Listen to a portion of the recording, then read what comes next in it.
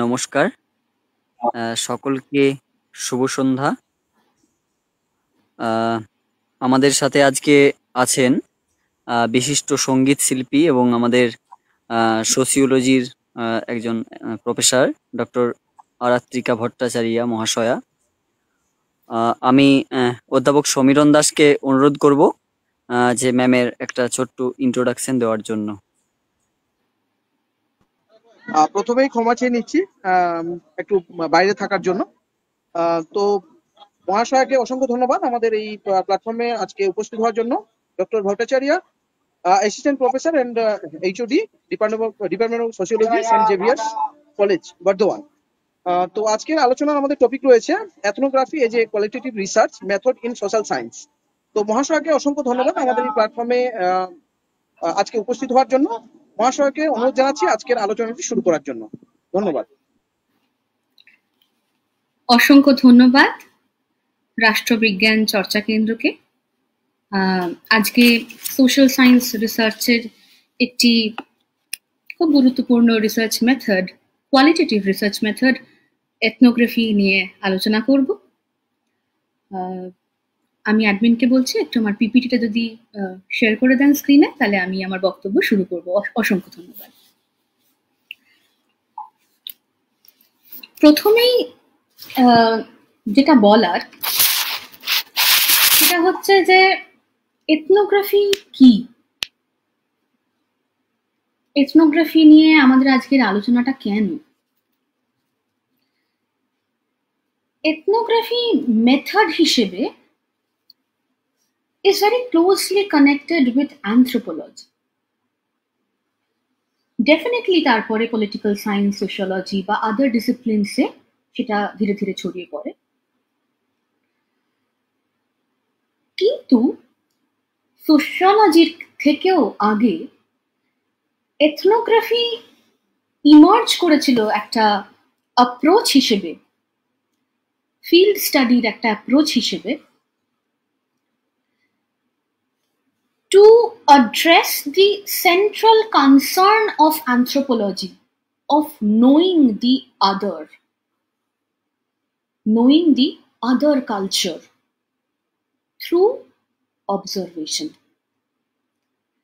এবং শুধুমাত্র observation of the আদার নয়,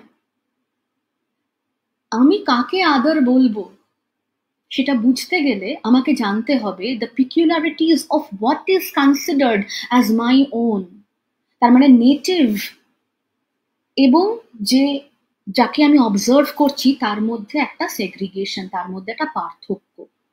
আমি আমার নিজের বা ওন বলতে যদি বুঝি এটা আমার ওন, তবেই কিন্তু আমি বুঝবো কাকে আমি আদার বলছি। সেই আদারকে আমি স্টাডি করব, তাকে আমি অবজার্ভ করব, তার ব্যাপার, তার সেই অবজারভেশনস গুলোকে আমি রেকর্ড করব এবং তার একটা রিটেন অ্যাকাউন্ট থাকবে, একটা থিক ডেসক্রিপশন থাকবে, তার বিশদে বিবরণ থাকবে তার ব্যাপারে, সেই পার্টিকুলার কালচারের ব্যাপারে। সেটাই এথনোগ্রাফিক অ্যাকাউন্ট বা এথনোগ্রাফি। তার মানে প্রথমেই বলে দিলাম যে যেটা সবাই স্ক্রিনেও দেখতে পাচ্ছেন, যে এথনোগ্রাফি ফিল্ড ওয়ার্কটাকে নেসেসিটেট করে। অতএব আমি বাড়িতে বসে এথনোগ্রাফিক মেথড ইউজ করতে পারবো না। আমি টেক্সচুয়াল বা সেকেন্ডারি ডেটার উপর ভিত্তি করে কোনোদিনও এথনোগ্রাফিক মেথড এমপ্লয় করতে পারবো না।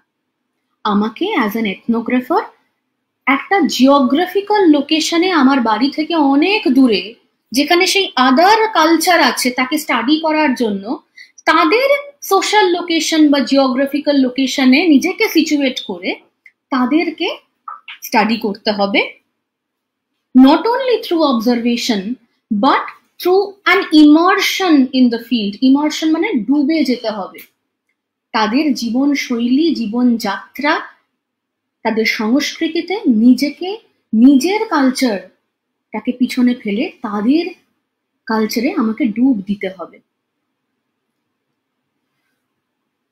তার মানে observation, very close interaction and engagement in their everyday life.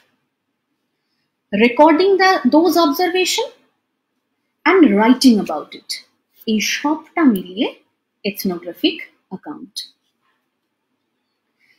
Next যেটা বলা, যেটা এক্ষুনি বলছিলাম, যে অ্যাজ অ্যান এথনোগ্রাফার আমাকে জিওগ্রাফিক্যালি নিজেকে সেখানে লোকেট করতে হবে। তার মানে আমার পজিশনটা অ্যাজ অ্যান এথনোগ্রাফার এটা খুব গুরুত্বপূর্ণ। একটা ফ্রেজ আছে এথনোগ্রাফিক অ্যাকাউন্টে, যে বিইং দেয়ার, সেখানে থাকা, এখানে নয় সেখানে। তার মানে প্রথমেই আমি বলে দিচ্ছি যে আমার অবস্থান এখন যেখানে, অ্যাজ অ্যান এথনোগ্রাফার, এথনোগ্রাফিক ফিল্ড কিন্তু আমার অবস্থানের থেকে দূরে হবে। বিইং দেয়ার, এবং সেখানে আমি আছি, আমি নিজেকে সিচুয়েট করলাম। তাহলে এথনোগ্রাফিক মেথড ইউজ করে আমার কি বলবো, আমার সোর্স অফ ডেটাটা কি, এথনোগ্রাফিক নলেজের আমার সোর্স অফ ডেটাটা কি, আমার সোর্স অফ নলেজটা কি? এটার দুটো উত্তর। এক, ডেফিনেটলি দ্য ফিল্ড, যেখানে আমি নিজেকে এনগেজ করছি, যেখানে আমি অবজার্ভ করছি, যেখানে আমি ইন্টারঅ্যাক্ট করছি, যেখান থেকে আমি অবজারভেশনস রেকর্ড করছি। অতএব ফিল্ড খুব গুরুত্বপূর্ণ source of knowledge. And the field worker মানে দ্য এথনোগ্রাফার। কেন? কারণ সেই ক্রিয়েট করছে knowledge about that particular culture. এখানে আমার ভূমিকা as an ethnographer becomes very crucial, because in the field I am the tool of data collection. A human being, the researcher, is the tool of data collection. তার মানে আমি ফিল্ডে গিয়ে তাদের observe করে, তাদের সাথে সময় কাটিয়ে, তাদের অ্যাক্টিভিটিসে পার্টিসিপেট করে, খুব ক্লোজ ইন্টারাকশনস এর মাধ্যমে তাদের ব্যাপারে যে এথনোগ্রাফিক অ্যাকাউন্টটা আমি লিখছি, বাকিরা মানে আমার রিডারশিপ সেই কালচারটার সম্বন্ধে যে জ্ঞান অর্জন করছে, যে নলেজটা পাচ্ছে, যারা পাচ্ছে through me, through my analysis, through my observation and the analysis of my observation. অতএব সেখানে আমার পজিশনটা খুব গুরুত্বপূর্ণ, খুব রেসপন্সিবল। তার মানে সোর্স অফ নলেজ হচ্ছে দুটো, এক ফিল্ড আর দ্বিতীয় দ্য ফিল্ড ওয়ার্কার।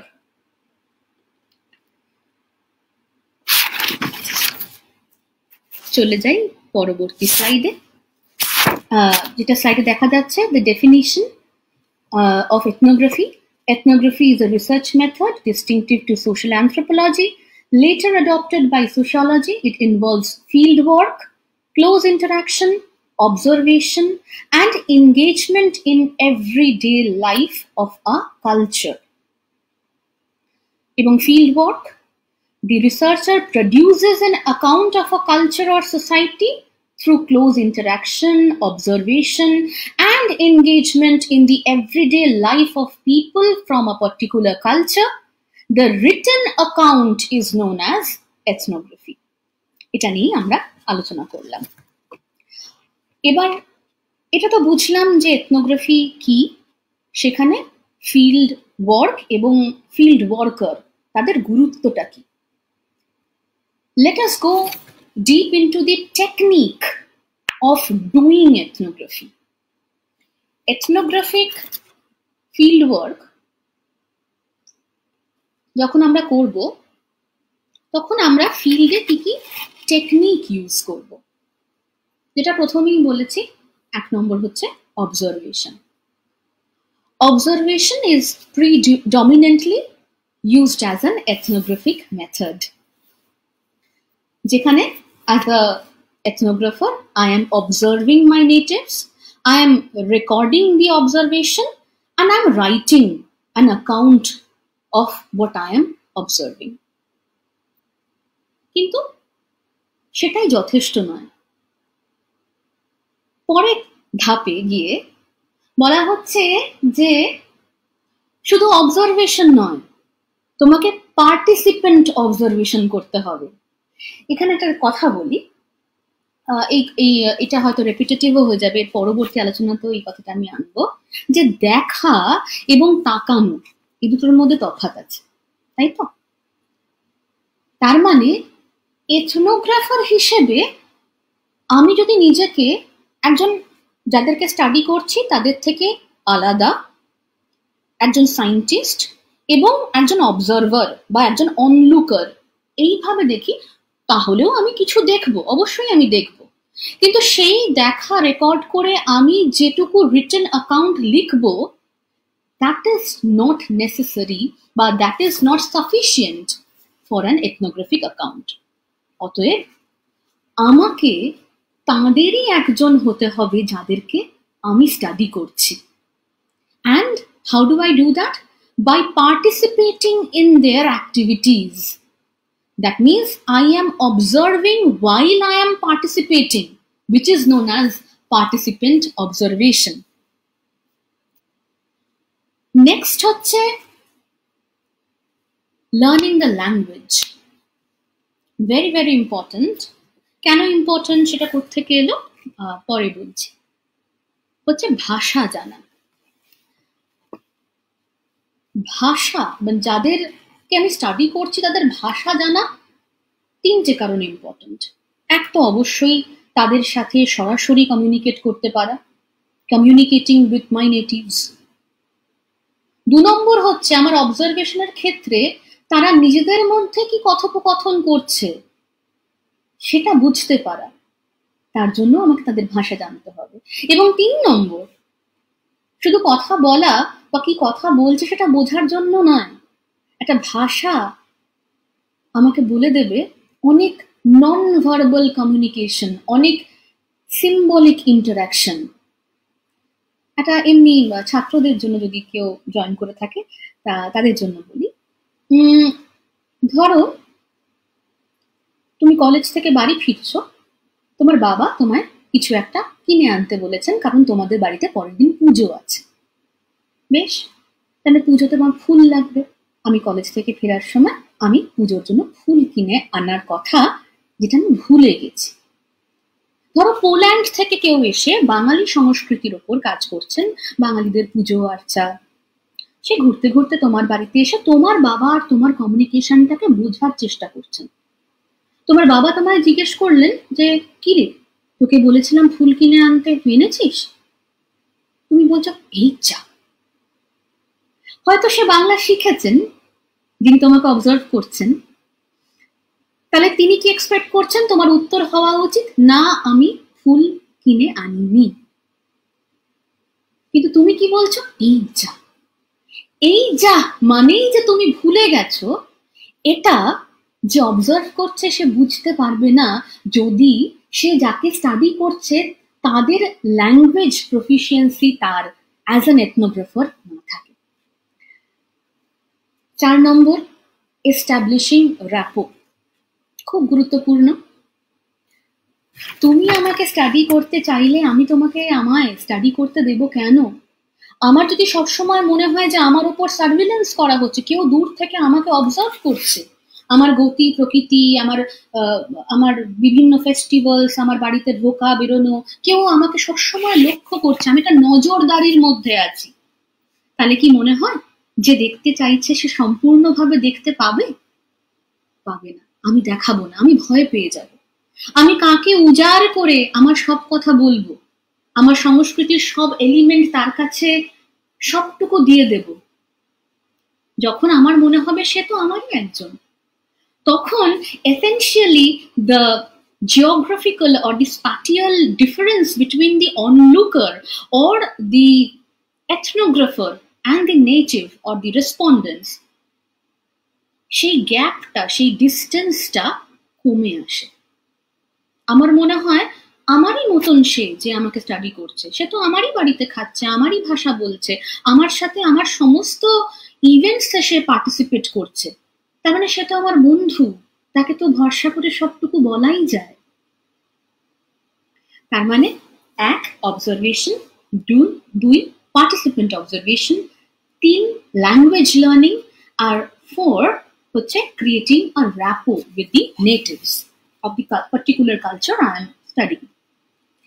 এই চারটে তো সব বই বলো। আমার যেটা মনে হয় পঞ্চম, সেটা হচ্ছে the skill of the ethnographer. কেন আমি স্কিল অফ দি এথনোগ্রাফারকে এথনোগ্রাফিক প্র্যাকটিস অফ ফিল্ড ওয়ার্কে একটা টেকনিক বলছি? কারণ রিসার্চার এখানে টুল অফ ডেটা কালেকশন, তাই তার responsibility comes from his or her skill. যে স্কিলটাকে এমপ্লয় করে সে সেন্সিটিভলি একটা পার্টিকুলার কালচারকে রিপ্রেজেন্ট করবে, ইন্টারপ্রেট করবে এবং তার রিডারশিপের কাছে তুলে ধরবে। আমার বিবরণ থেকেই যখন আমার রিডারশিপ জানছে একটা পার্টিকুলার কালচারের ব্যাপারে, তাই সেখানে তাদের ব্যাপারে আমি কি লিখছি এবং আমি কতটা সেন্সিটিভ অ্যাজ অ্যান এথনোগ্রাফার, সেটা ডেফিনেটলি, সেই স্কিলটা ডেফিনেটলি এথনোগ্রাফিক রিসার্চ প্র্যাকটিসে একটি টেকনিক।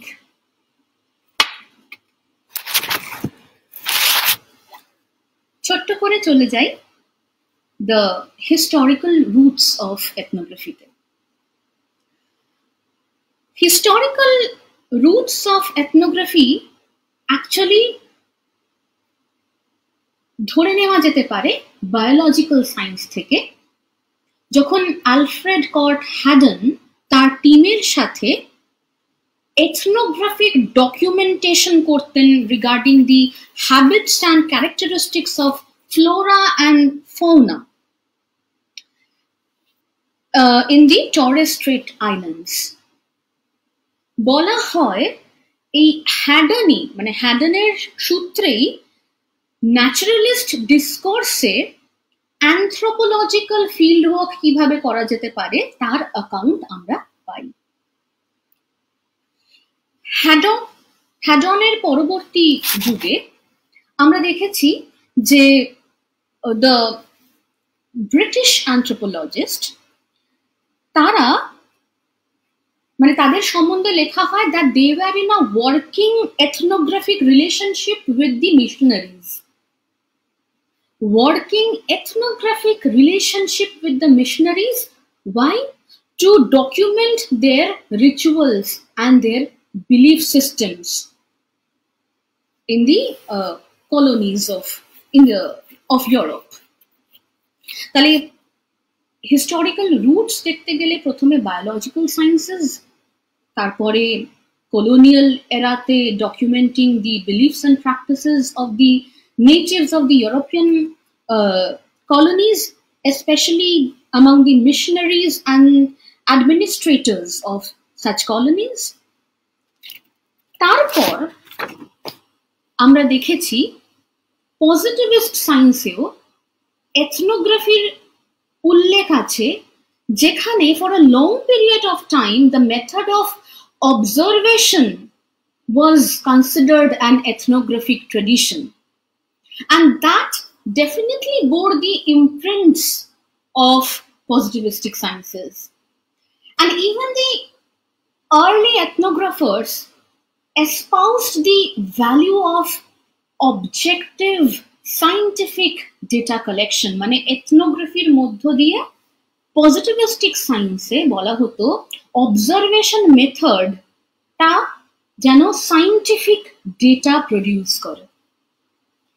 তার মানে এই anthropological way of doing ethnography বা পরবর্তীতে যেমন সোশিওলজি বা আদার সোশ্যাল সায়েন্সেসে এথনোগ্রাফি ছড়িয়ে পড়ে। আবার কন্টেম্পোরারি এক্সাম্পলসে আমি জার্নালিজমের কথাও বলবো, যেখানে আমরা এথনোগ্রাফির অনেক কন্টেম্পোরারি এক্সাম্পলস পাই। তার আগে হিস্টোরিক্যাল রুটস দেখতে গেলে আমরা বায়োলজিক্যাল সায়েন্সেস, আমরা পজিটিভিস্ট সায়েন্সেস অ্যান্ড অফকোর্স এই কলোনিয়াল ডকুমেন্টেশনস, এই সমস্ত নথিতে এথনোগ্রাফিক মেথড ইউজ করা হয়েছে বলে দেখতে পাই।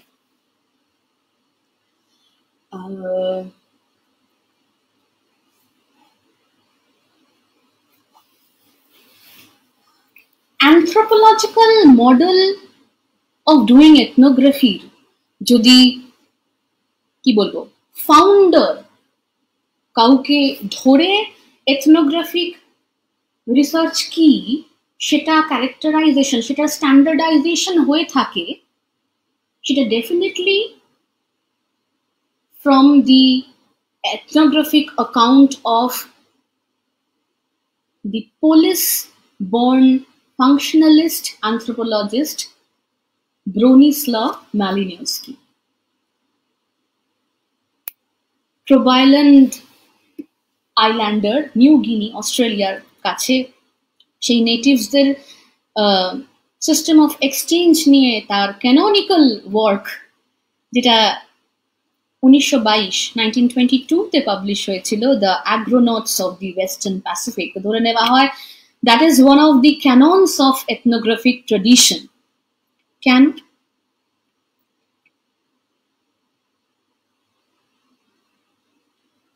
বছর ধরে মালিনোস্কি 1914 থেকে 1920 অবধি যাদেরকে স্টাডি করছিলেন সেই নেটিভদের সাথে ছিলেন, নিজের বাড়ি থেকে অনেক দূরে।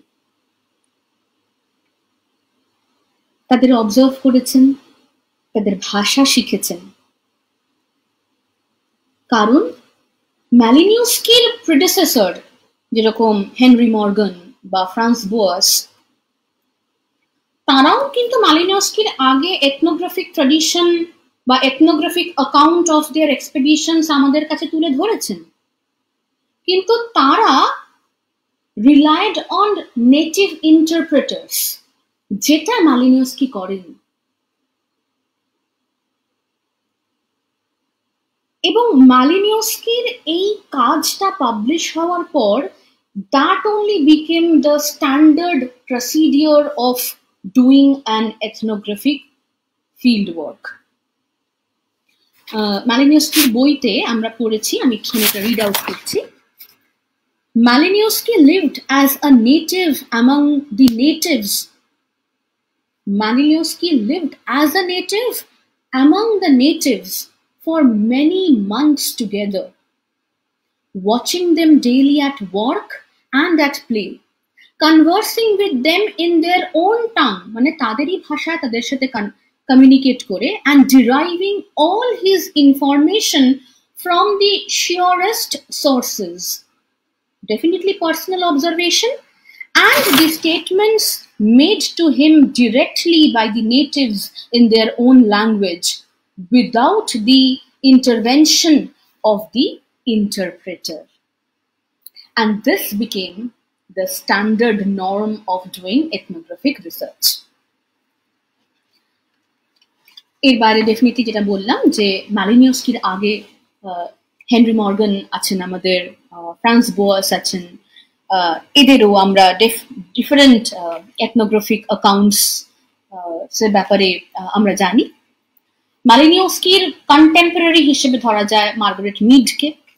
মার্গারেট মিড, তার ইনফ্লুয়েন্সিয়াল ওয়ার্ক হচ্ছে coming of the age in Samoa, যেখানে ইউথ অ্যান্ড অ্যাডোলেসেন্সের ওপরে উনি কাজ করেছিলেন। আমেরিকান ছিলেন, অতএব আমেরিকান কনসেপ্ট অফ অ্যাডোলেসেন্সের থেকে উনি যাদেরকে স্টাডি করছেন তাদের আর কি alternative perspectives of adolescence, of youth and adolescence কি, সেই এথনোগ্রাফিক অ্যাকাউন্টটা আমাদের সামনে তুলে ধরেছিলেন। আই থিঙ্ক সেটিও 1922-তে, যদি আমি ভুল করি, 1922-তে।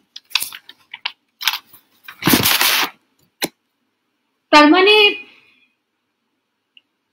কি কি রিকুইজিট হলো? এই যে হিস্ট্রি বা এই যে ফাউন্ডার্স অফ এথনোগ্রাফিক ট্রেডিশন আমরা এই যে এতক্ষণ আলোচনা করলাম, এর থেকে কি বুঝলাম? যে standard way of doing an ethnographic study, তার ক্যারেক্টারিস্টিক্স কি কি? 1 নম্বর, a long period of stay in the field, অনেক দিন আমাকে যাদেরকে স্টাডি করছি সেই জিওগ্রাফিক্যাল লোকেশনে আমায় থাকতে হবে।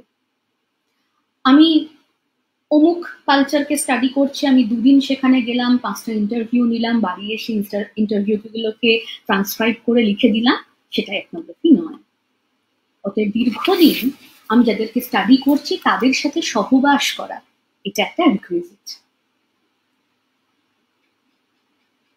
অনেকদিন থাকলেই অ্যাকচুয়ালি সমস্ত অ্যাসপেক্ট থেকে তাদের ডে টু ডে কমিউনিকেশন বা অবজারভেশন সেটাকে ডকুমেন্ট করা সম্ভব। নেক্সট হচ্ছে লিঙ্গুইস্টিক প্রফিসিয়েন্সি, মানে knowing their language, communicating with them, understanding their communications, and understanding not only their communications but their idiomatic expressions. And number 3 হচ্ছে the ethnographer must ideally stay in close contact with the natives and cut himself or herself off from the own cultural context during fieldwork. মানে ধরো আমি জারবাদের নিয়ে কাজ করছি, তাহলে কিন্তু আমি যদি ভাবি যে আমি দীর্ঘদিন পোর্ট ব্লেয়ারে গিয়ে একটা হোটেল ভাড়া করে সেখানে থেকে যাব আর 1-2 দিন একটু জারবাদের ঘুরে দেখে চলে আসবো, তাদের ব্যাপারে ওই হোটেলে বসে বসে একটুখানি লিখবো, তারপর আমি আবার কলকাতা চলে এসে সেই লেখাটা সাবমিট করে দেবো, সেটা কিন্তু এথনোগ্রাফিক অ্যাকাউন্ট হলো। তার মানে cutting myself off from my own culture and staying in close contact with the natives I am studying for a long period of time, learning their language, participating in their activities.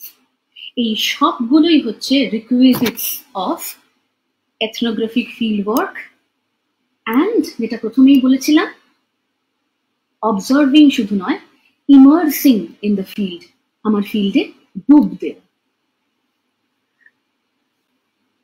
Next চলে যায় advantage. Ethnographic field ওয়ার্কের advantage কি? এক তো definitely আমি first hand account of the কালচারটা তৈরি করছি। আমি অন্য কোনো টেক্সট দেখে সেই কালচারের ব্যাপারে জানছি না, কোনো সেকেন্ডারি সোর্স থেকে সেই কালচারের ব্যাপারে জানছি না, আমার অবজারভেশনটাই নলেজ প্রডিউস করছে। তার মানে ফার্স্ট হ্যান্ড অবজারভেশন, আমি যা দেখছি আমি সেটাই লিখছি, আমার অবজারভেশনসটাই হচ্ছে first hand account, the primary observations, the primary sources of data. Next হচ্ছে যে অবশ্যই এটা একটা লম্বা আলোচনা। নেটিভ কনটেক্সটে আমরা যারা সোশিয়োলজি পড়ি আমরা জানবো যে ইন্ডিয়ান কনটেক্সটে যখন আমরা এথনোগ্রাফিক ওয়ার্ক দেখি তখন আমরা কার কথা সব থেকে বেশি পড়ি? এম.এন. শ্রীনিবাসের কথা। এম.এন. শ্রীনিবাসের একটা সাংঘাতিক canonical work on Rampura village near Mysore,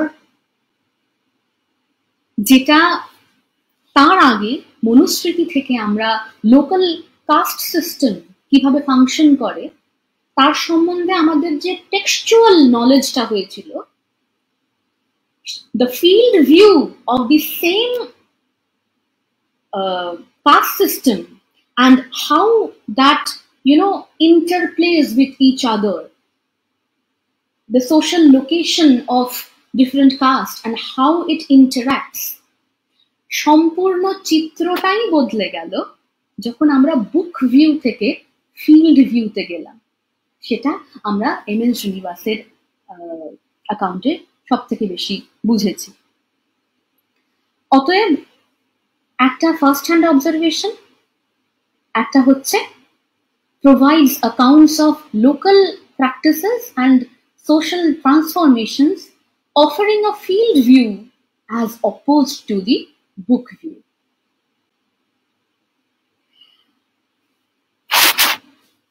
চলে যাব, এতক্ষণ যেটা আলোচনা করছিলাম এটা হচ্ছে 19th সেঞ্চুরি বা লেট 19th সেঞ্চুরি, এই সময়টা। এতক্ষণ অব্দি যে আলোচনা করে আমরা এথনোগ্রাফির সম্বন্ধে যতটুকু বুঝেছি, এই ভাবনা, এই ধারণা, এই টেকনিক, এই অ্যাডভান্টেজ অফ দি ওয়ার্ক, এই concept of field worker, the history of ethnography, এই সবটাই হচ্ছে 19th সেঞ্চুরির সময়। 20th সেঞ্চুরিতে কিছু কনসার্নস দেখা দিতে শুরু করলো। এতদিন মানুষ বা সোশ্যাল সায়েন্টিস্টরা এথনোগ্রাফি বলতে যেটা বুঝে এসেছে, সেই আন্ডারস্ট্যান্ডিংটায় কিছু কনসার্নস দেখা দিল। কি কি কনসার্ন? 1940s আমরা দেখলাম একটা সমস্যা দেখা দিয়েছে যে নেটিভ আমরা যাদেরকে বলছি তাদের থেকে যারা এথনোগ্রাফার তারা রেশিয়ালি খুব ডিফারেন্ট। আর মূলত সমস্ত এথনোগ্রাফাররা হচ্ছে এসেনশিয়ালি মেল। তার মানে এই যে authority of the ethnographer was then questioned. The authority of the white male anthropologist writing the ethnography of the colonized native attracted reworking of the agenda of anthropology.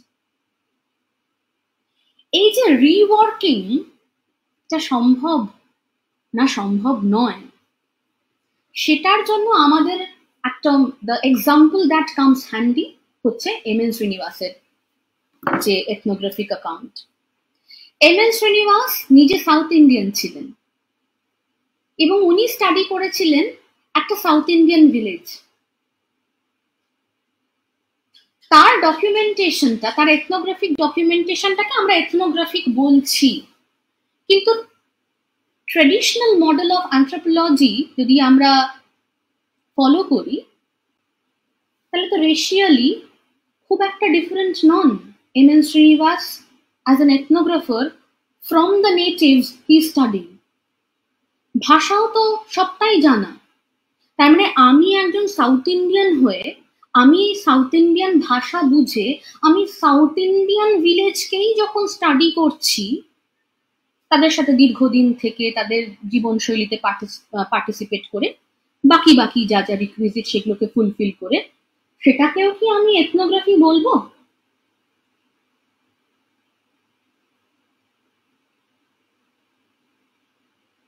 বলছে বলবো, কারণ সেখান থেকে এই শিফটস গুলো দেখা যাচ্ছে যে আমি কোন অ্যানথ্রোপোলজিক্যাল ওয়ার্ক গুলোকে এথনোগ্রাফিক ওয়ার্ক বলবো। আমি এমএন শ্রীনিবাসের ওয়ার্কটাকেও বলবো। কেন বলবো একটু পরে আসছি আলোচনায়। সেটা এমএন শ্রীনিবাস নিজেই বলেছেন যে তার অ্যাকাউন্টটাকে এথনোগ্রাফিক কেন বলা যেতে পারে, তার সাথে তার নেটিভের সেপারেশনটা কোন জায়গায়, সেটা আমরা পরবর্তীতে আসছি। বলছে যে MN শ্রীনিবাসের ethnography of the village of Rampura in the Mysore district, which was published in 1976 as The Remembered Village, is a canonical text in this regard. This work is both significant as it points to the shift in the objective of ethnography in the second half of the 20th century, and also because it opens up the debate of how even a racially and linguistically native ethnographer of all intents and purpose remains an outsider in his or her own field. মানে আমি linguistically বা রেশিয়ালি আমার রেসপন্ডেন্টসদের থেকে কিন্তু আলাদা নই, তবু আমি কিভাবে আমার ফিল্ডে একজন আউটসাইডার। কারণ সেই স্প্যাটিয়াল ডিফারেন্সটা না থাকলে I can't study the culture and write about them as the other. আবার গুলিয়ে গেল আমি কোন পিকিউলারিটিস গুলোকে আমার ওন বলবো আর কোনগুলোকে আমি আদার বলবো, তাদের মধ্যে কতটা গ্যাপ থাকবে। সেই গ্যাপটা একটু পিছলে যাচ্ছে, এবং সেটাই হচ্ছে concern of doing ethnography in 20th century। Next হচ্ছে আর একটা কনসেপ্ট, এটা থিওরিটিক্যাল কনসেপ্ট। গিলবার্ট রাইল বলেছিলেন, একটা কনসেপ্ট দিয়েছিলেন অফ থিক ডেসক্রিপশন, যেটা পরবর্তীকালে ক্লিফোর্ড গ্রিটস ইন্টারপ্রিটেশন অফ কালচার্স তার নিজের কাজে ইউজ করেছিলেন।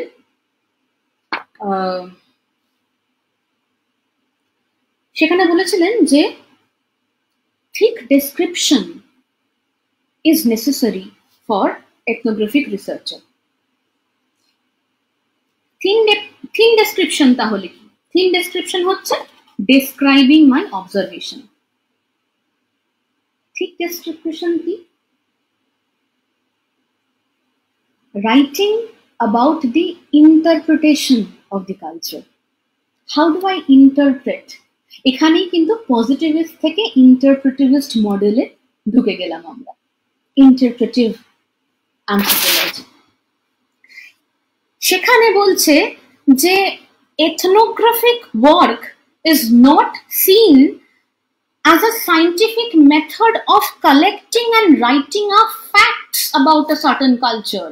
আমি কালচার সম্বন্ধে ফ্যাক্টস দিচ্ছি না, but I am representing the culture. How? By giving a descriptive system of meanings of different social action that are happening in that particular cultural context when I am there studying that particular culture.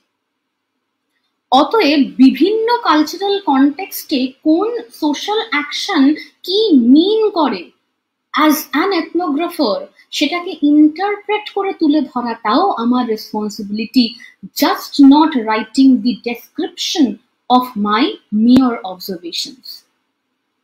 তার মানে এখান থেকে আসছে interpretive anthropology, which calls for interpretation of culture rather than mere scientific data collection. এবং সেইটার যখন আমি written account লিখছি, it involves thick description. বলছে thick description involves describing the context and the meanings ascribed to social action in the field and not just a description of the observed actions. এটা আমি এক্ষুনি বলবো। কারণ ethnographic account হচ্ছে studying the culture as a text. আমি একটা কালচারকে study করছি as a text, তাই জন্য সেখানে এথনোগ্রাফারের ইন্টারপ্রিটেশনটা খুব গুরুত্বপূর্ণ। সেই ক্ষেত্রে ethnography in the 20th century does not much still remains an observational activity as it was seen in the early 20th century or late 19th century, and rather ethnography in the late 20th century becomes an interpretive activity. Observational activity থেকে interpretive activity তে এই শিফটটা ঠিক যেমন native এথনোগ্রাফার্স এর ক্ষেত্রে আমরা একটা shift দেখেছিলাম from the book view to the field view.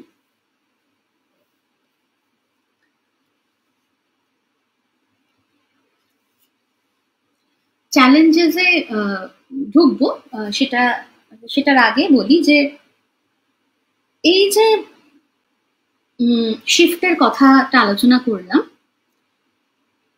এই শিফটের মধ্যে কিন্তু the changing notion of field, আমি ফিল্ড বলতে কি বুঝবো, 20th century, late 20th century onwards, field বলতে অ্যাজ এন এথনোগ্রাফার আমি কি বুঝবো, সেই নোশনটাও কিন্তু চেঞ্জ হয়েছে কারণ নেটিভ আর আউটসাইডার যে সেপারেশন, এই সেপারেশনের যে গ্যাপটা, যেটা আগে যখন আমরা single sited geographically bound ethnography করতাম, সেটা খুব sorted, it was very sorted because there was a segregation, there was a huge separation of what I considered as other and what I consider as my own. But the notions of field and the native outsider separation, it's changed. From 1940s, native ethnographerদের কথা আমরা শুনলাম, যেখানে গ্যাপটা already কমে গেল because তারা same ethnic group, same religious group বা same linguist group বা সেম রেশিয়াল গ্রুপ থেকেই বিলং করে। যে স্টাডি করছে এবং যাকে স্টাডি করছে তাদের এই পার্টিকুলার অ্যাট্রিবিউটস গুলো সেম। অতএব the dichotomy of the native and the outsider does become questioned in these kind of works.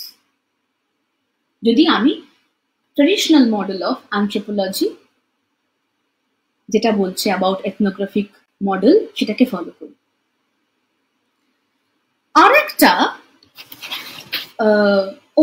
একটা জিনিস হচ্ছে এমএন শ্রীনিবাসের কথা বলছিলাম, যে এমএন শ্রীনিবাস নিজেই বলেছেন যে আমি যাদেরকে স্টাডি করছি তাদের থেকে সেই ফিল্ডে আমি সেম রেশিয়াল বা সেম লিঙ্গুইস্টিক গ্রুপের হয়েও কিভাবে আউটসাইডার। বলছে the position of M.N. Srinivas, who did his field work in the village of Rampura, is a classic example because of M.N. Srinivas's urban upbringing, his education in other states of India and abroad, his Brahmin identity and his class background. M.N. Srinivas বলছে এই চারটে জিনিসই sets him apart from the villagers of Rampura. তার এই social position as an outsider in his own field is reflected in his ethnography. কেন সে essentially other Rampura village? Because of his class background, because of his foreign education, because of his urban upbringing.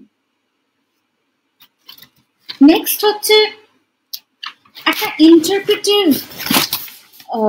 অ্যাপ্রোচে যখন দীর্ঘদিন এথনোগ্রাফার্সরা একটা particular কালচারে থাকতে শুরু করে, সেই written অ্যাকাউন্টে তাদের অনেক personal state of loneliness, despair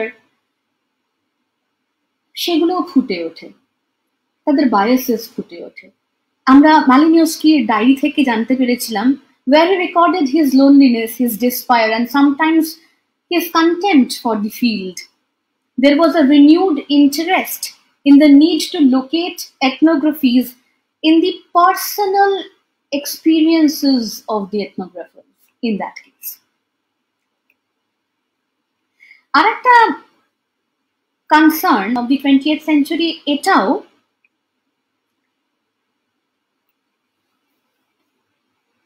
মালিনোস্কি যে আইল্যান্ডারদের নিয়ে কাজ করেছিলেন 50 বছর বাদে অ্যানেট উইনার ইন 1992 আবার সেম ফিল্ডে গিয়েই কাজ করলেন। ঘটনাচক্রে তাদের এথনোগ্রাফিক অ্যাকাউন্টের মধ্যে একটা শার্প কন্ট্রাস্ট আছে, কারণ Wiener explored the place of women in the same system of exchange among the Provident Islanders, a section that was invisible in Malinowski's writing. তার মানে interpretation of culture is very ethnographer specific. Same কালচারকে দুজন আলাদা এথনোগ্রাফার যখন interpret করছে তখন তাদের ethnographic অ্যাকাউন্টের মধ্যে আমরা একটা শার্প ডিস্টিংশন দেখতে পারি। তার মানে একটা হোলিস্টিক নলেজ গ্যাদারিং কিন্তু একটা ডেসক্রিপশন অফ দি কালচার বা ইন্টারপ্রিটেশন অফ দি কালচার বা ethnographic account of the culture থেকে পাওয়া হলো।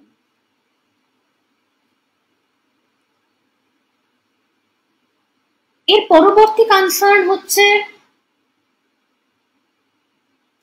Hybrid networks. যখন দি কনসেপ্ট অফ ফিল্ড স্পিল করে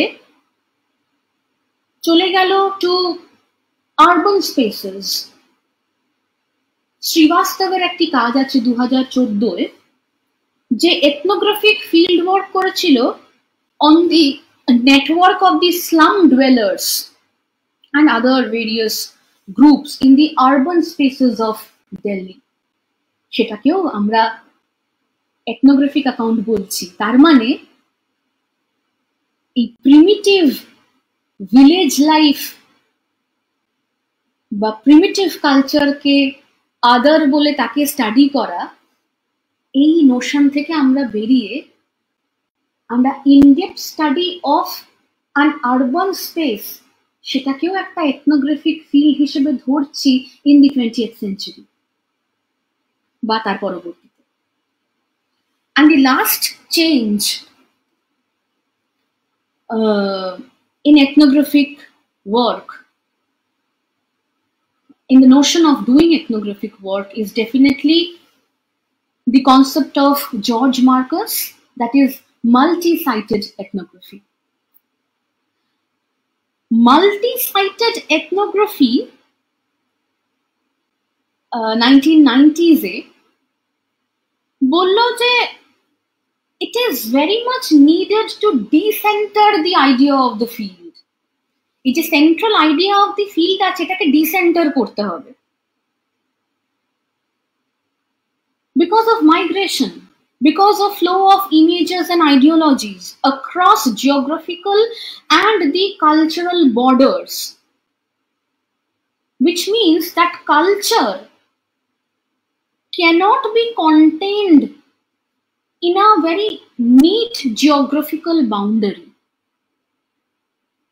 একটা স্পেসিফিক টেরিটরির মধ্যে আমি কালচারকে ধরে রেখেছি, সেটা সম্ভব নয়। তাই এই central focus on the single sited ethnography has to be বাইফরকেটেড।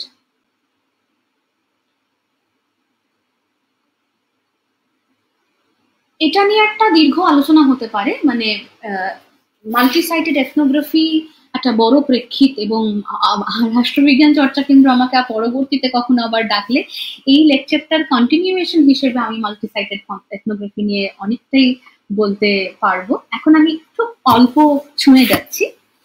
Wolf হ্যানার্সের কাজে ইন 2003 আমরা প্রথম মাল্টি সাইটেড এথনোগ্রাফি দেখি, যেখানে উনি তিনটে কান্ট্রির ফরেন নিউজ করেসপন্ডেন্টদের ট্রান্সন্যাশনাল লিঙ্কেজ নিয়ে কাজ করেছিলেন।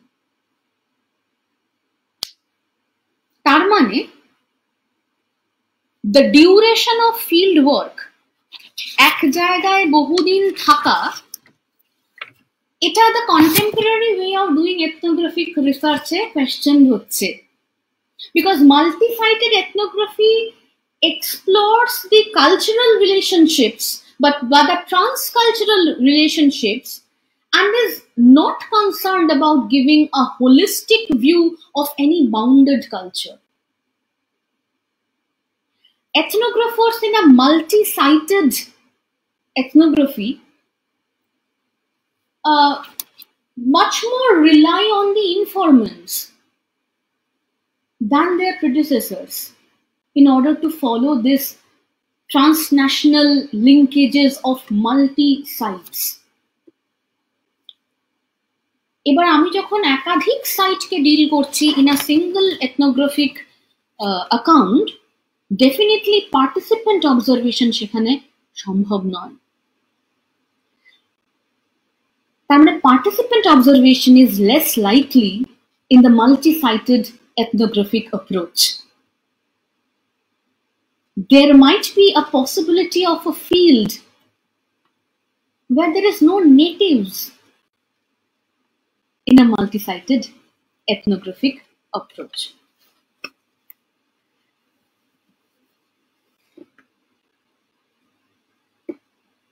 Ethnography করার ক্ষেত্রে বলা হয় যে কিছু গাইডলাইন্স ফলো করতে হবে। তার মধ্যে খুবই গুরুত্বপূর্ণ হচ্ছে understanding the theoretical influences of structural functionalism, the theories of shapes and the flows of globalization, post-colonial theories, and similar other influences that determine what an ethnographer would see in the field and how that will be translated. তার মানে ethnographer কি দেখবে, কিভাবে দেখবে, এবার এবং তার ট্রান্সলেশনটা কিরকম হবে, that is guided by these influences. An interpretive approach has to be realized that the act of seeing is a subjective one. এটা এর আগেও আলোচনা এনেছি যে এথনোগ্রাফারের দেখার ক্ষেত্রে তার দেখাটা এত আউটসাইড ইনফ্লুয়েন্সেস এর দ্বারা ইনফ্লুয়েন্সড যে ইন্টারপ্রেটিভ অ্যাপ্রোচ অফ এথনোগ্রাফিকে এটা ধরেই চলতে হবে। The act of seeing in ethnography, in what we call ethnography after 20th century, has to be a subjective one.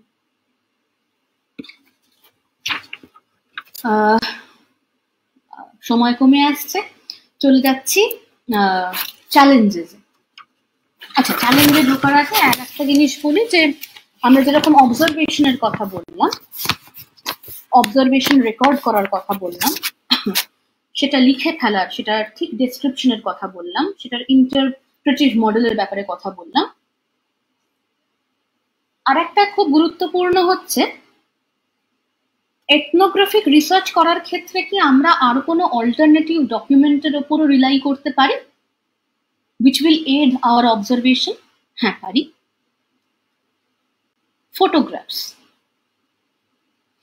Photographs যখন ফিল্ড ওয়ার্ক করা হচ্ছে, photographs can act as a beautiful aid to your memory at the time of writing up the ethnography. আমরা usually ethnographic অ্যাকাউন্টটা লিখে ফেলি field থেকে ফিরে, অতএব ফিল্ডে থাকতে থাকতে ফিল্ড ওয়ার্কের photographs is definitely an additional document, an additional method of documenting my field observation.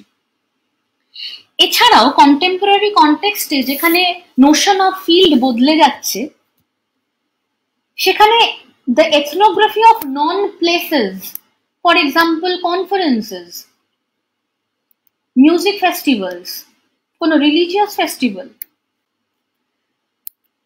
সেখানে কারোর বায়োগ্রাফি, সেখানকার কোনো এক্সপার্টের ওপিনিয়ন, সেখানকার কোনো পাম্পলেটস, কোনো ব্রোশিওর, এগুলোও কিন্তু আদার sources that aid ethnography fieldwork, that aid observations in ethnographic fieldwork. আর একটা কনসার্ন হচ্ছে যে the style of writing ethnography, সেটা নিয়ে নানান রকমের ডিবেটস আছে। বিভিন্ন এথনোগ্রাফিক অ্যাকাউন্ট লেখা হয়েছে বিভিন্ন স্টাইলে। কেউ কেউ বেছে নিয়েছেন the Literary styles of fiction and Literary theory,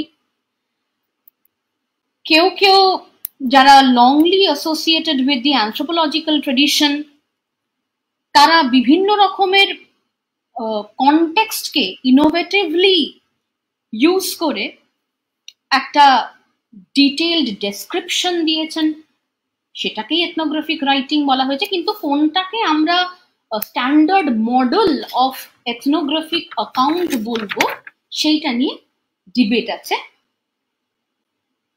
because ফিল্ডের নেচারের ওপর ভিত্তি করে আমার সেই ফিল্ড অবজারভেশন লেখার পদ্ধতি, সেটাকে ইন্টারপ্রেট করার পদ্ধতি, সেটাকে তুলে ধরার পদ্ধতি বা জনার, সেটা ডিফারেন্সিয়েটেড হবে।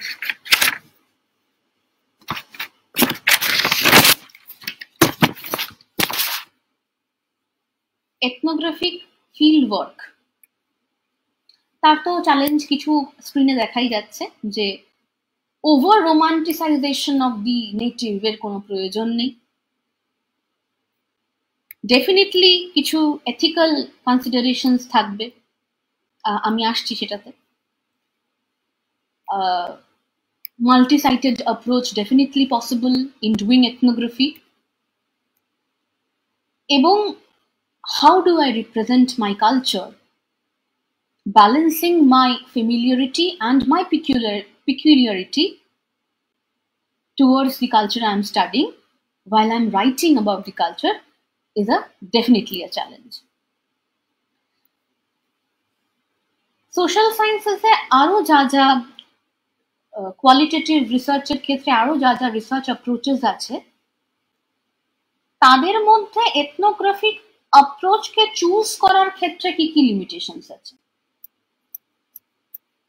এক তো এথনোগ্রাফিক মডেল ইউজ করে বা এথনোগ্রাফিক অ্যাপ্রোচ ইউজ করে we can only study the present culture, we cannot study the past.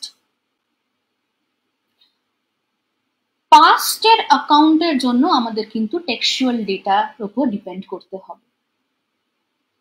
And also যে প্রেজেন্ট কালচারকে আমি অবজার্ভ করার কথা বলছি, যে কালচারটা অবজার্ভ করছি that culture also has to be observable, তবেই আমি তাকে অবজার্ভ করতে পারবো।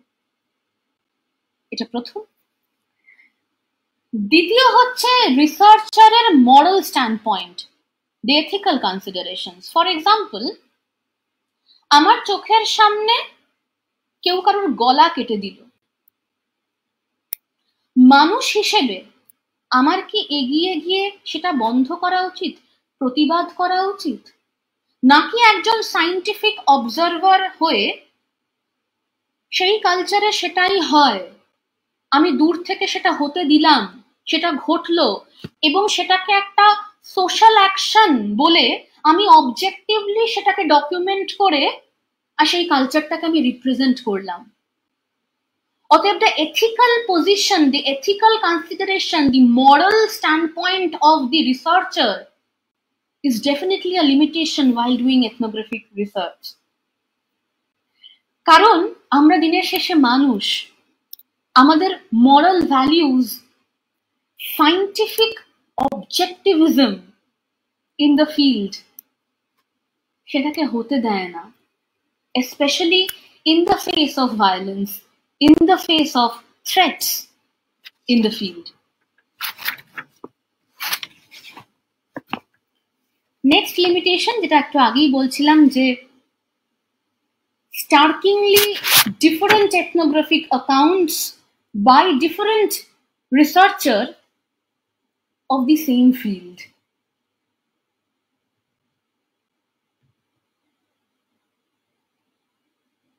কিছু কিছু ভেরিয়েবল টুইক করে দিলেই, লেন্সগুলোকে চেঞ্জ করে দিলেই, দেখার লেন্সটাকে চেঞ্জ করে দিলেই সেম কালচারের ব্যাপারে আমরা একেবারে স্ট্রাইকিংলি ডিফারেন্ট এথনোগ্রাফিক অ্যাকাউন্ট পেতে পারি। এবং ফাইনালি যেটা নিয়ে আমরা একটা আলোচনা হালকা করতে করতে দিকে চলে এলাম, যেটা কনসার্ন ছিল of the 20th century, the necessary distance between the native and the outsider. Standard ডিস্টেন্সটা কি হবে, আমি কাকে ওন বলবো, কাকে আদার বলবো, এইটা রিজলভেবল নয়। বলা হয় the researcher must evolve their own techniques of distancing or familiarizing and constitute a field according to their research interest. That's it. আমরা আজকে কি কি আলোচনা করলাম? Different techniques of ethnographic approach, of doing the field work, and definitely writing up the observations. We talked about the historical shifts, the agenda of anthropology, the agendas of using ethnographic method in social science, and also the challenges, the advantages, the challenges, and the limitations of representing culture in an ethnographic method, and the varying styles of writing ethnography. And being responsible as an ethnographer when I'm portraying a particular culture to the readership through my interpretation of that particular culture. ব্যাস, আমি আমার আলোচনা এখানেই শেষ করলাম। অসংখ্য ধন্যবাদ।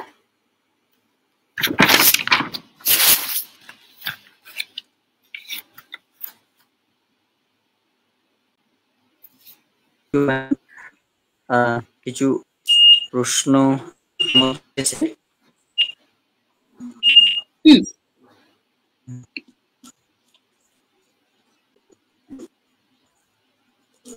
চঞ্চল চ্যাটার্জি প্রশ্ন করেছেন, can you please suggest whether this methodology is used in management field?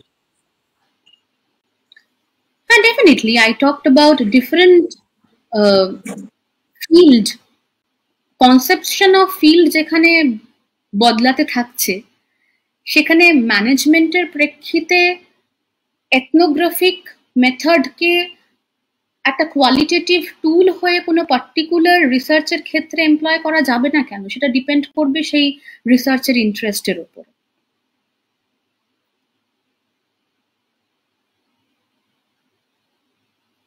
How can we separate the insider-outsider dilemma in ethnographic researcher? যেটা আমি একটু আগেই আলোচনা করেছি। This dilemma is there to stay. এটার কোনো স্ট্যান্ডার্ডাইজেশন নেই, এটা রিজলভেবল হতে পারে না। Because the idea of what is considered as one's own and what will you consider as the other, সেটার spatial segregationটা is overlapping, is sometimes intertwined, and etc. অতএব এই কনসেপশন, হ্যাঁ, এটা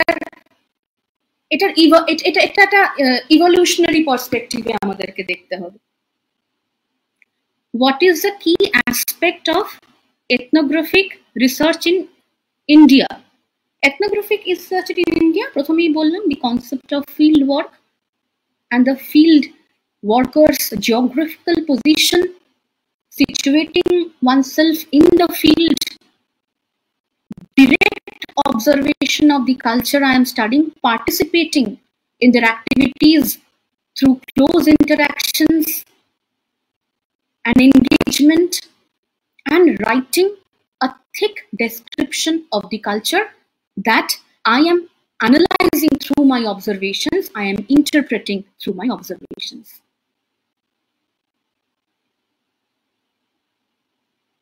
What are the objectives of ethnographic research? এই characteristics এর মধ্যেই এলো to know about the other culture,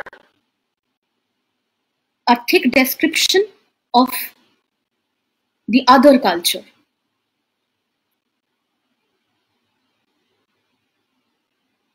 Also, ma'am, if we do not know a particular language of a certain group that we are planning to study, how do we conduct ethnography in that case? Like doing ethnography, if you follow the traditional model of doing ethnography, it is a requisite. Learning the language, the linguistic proficiency is a requisite of doing ethnographic research. Single-sited ethnography ক্ষেত্রে traditional anthropological model কে follow করলে।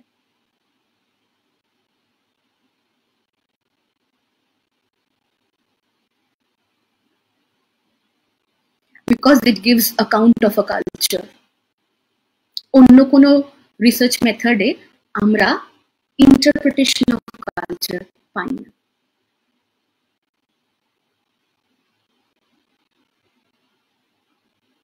What are the relevance of ethnographic research in today's world?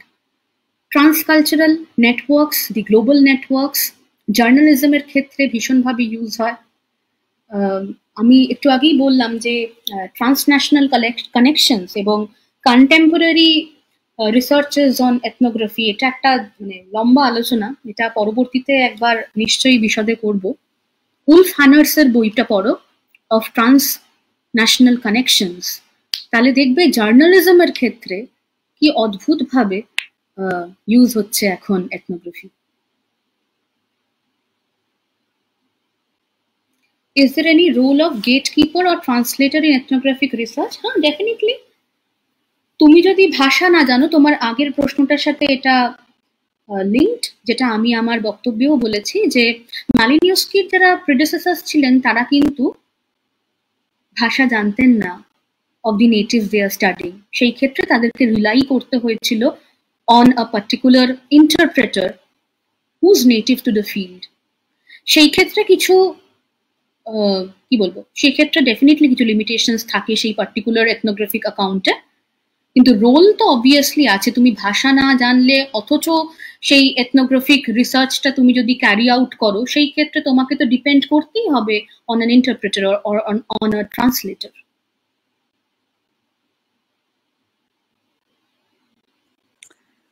Ma'am একটি আমার প্রশ্ন আছে, সেটা হচ্ছে যে ma'am এই আর্টিফিশিয়াল ইন্টেলিজেন্স যেটা আমাদের আছে এআই, সেক্ষেত্রে ম্যাম এই এথনোগ্রাফি যে রিসার্চের ক্ষেত্রে যে প্রবলেমগুলো দেখা যাচ্ছে, সে থেকে কিভাবে আমরা মানে ঠিকঠাক ভাবে রিসার্চটাকে করতে পারবো?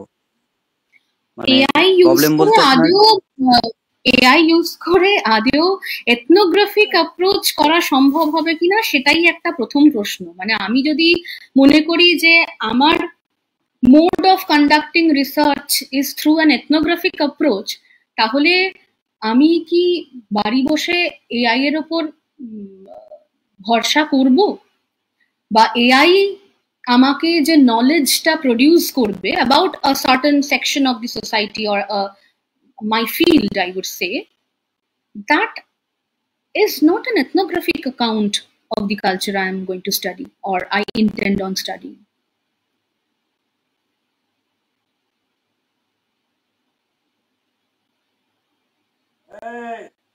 Thank you ma'am. আরেকটি প্রশ্ন আছে।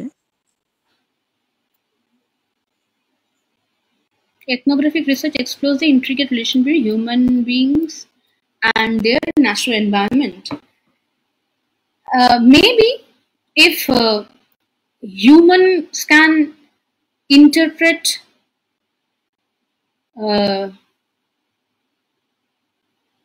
the interdependence of human beings and natural environment, প্রকৃতি আর মানবের যে মানব সভ্যতার যে সম্পর্ক,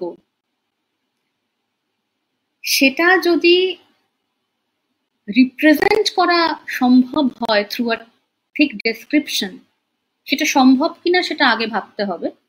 because ethnographic account is writing up about an interpretation of culture, এটা অ্যানথ্রোপোলজি থেকে এসছে। অতএব আমি যদি সেই বায়োলজিক্যাল মডেল যেখান থেকে আমরা এথনোগ্রাফির একটা হিস্টোরিক্যাল রুট পেয়েছিলাম, আমরা যদি ফ্লোরা অ্যান্ড ফনা যে হ্যাডনের যে এক্সপেডিশন ছিল সেটার ব্যাপারে যদি কথা বলি, তাহলে সেখানে তো তারা এথনোগ্রাফিক অ্যাকাউন্ট তাকেই বলছিল যেখানে তারা distinctive features of the different species of flora and ফাউনাকে এক জায়গায় ডকুমেন্ট করছিল। সেটাই হচ্ছিল যে anthropological field work in biology. সেরকমই আমরা এনভায়রনমেন্টের ক্ষেত্রে বা এনভায়রনমেন্টালিস্ট ডিসকোর্সে যদি সেরকম ডকুমেন্টেশন করতে চাই, এবং সেটাকে আমি কেন এথনোগ্রাফি বলছি সেটা যদি আমি ডিফেন্ড করতে পারি, তাহলে সম্ভব।